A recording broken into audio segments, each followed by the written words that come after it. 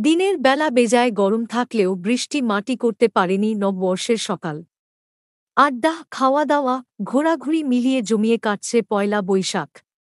তবে এর মাঝেই অশনি সংকেত। আলিপুর আবহাওয়া দপ্তর সূত্রে খবর, আগামী কয়েক ঘণ্টায় বৃষ্টি হতে পারে রাজ্যের একাধিক জেলায়। সকাল থেকে রোদ, গরমে নাজেহাল অবস্থা রাজ্যের দক্ষিণবঙ্গের মানুষের।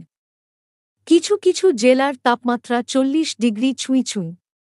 এরই মধ্যে আবহাওয়া দপ্তর জানাচ্ছে, আজ রাতের দিকে দক্ষিণবঙ্গের কিছু জেলায় বৃষ্টি হতে পারে।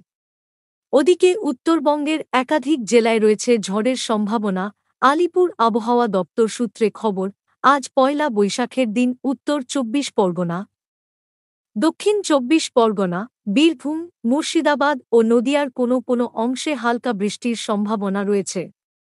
ভিজতে পারে উপকূলের জেলাগুলি। কিছু অংশে বজ্রবিদ্যুৎ সহ বৃষ্টির সম্ভাবনা রয়েছে।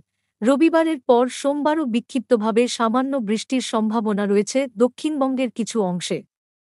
সোমবার বৃষ্টির সম্ভাবনা উত্তর ২৪ পরগনা, দক্ষিণ ২৪ পরগনা ও পূর্ব মেদিনীপুর জেলায়।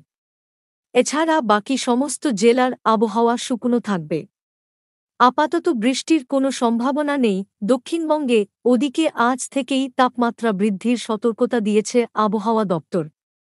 আগামী ৫ দিনে গাঙ্গে বঙ্গে ৩ থেকে ৫ ডিগ্রি পর্যন্ত তাপমাত্রা বৃদ্ধির পূর্বাভাস দিয়েছে হাওয়া অফিস। ইতিমধ্যেই জারি হয়েছে কড়া সতর্কতা। এদিকে উত্তরবঙ্গে প্রবল ঝড়বৃষ্টির সম্ভাবনা রয়েছে। আবহাওয়া দপ্তরের পূর্বাভাস অনুযায়ী রবিবার ঝড় বৃষ্টি হতে পারে উত্তরবঙ্গের দার্জিলিং, জলপাইগুড়ি, কালিম্পং, আলিপুরদুয়ার, কোচবিহার, উত্তর দিনাজপুর, দক্ষিণ দিনাজপুর, মালদহে। আগামী বৃহস্পতিবার পর্যন্ত বৃষ্টির সম্ভাবনা। নতুন সপ্তাহে তাপমাত্রাও খানিক বাড়বে।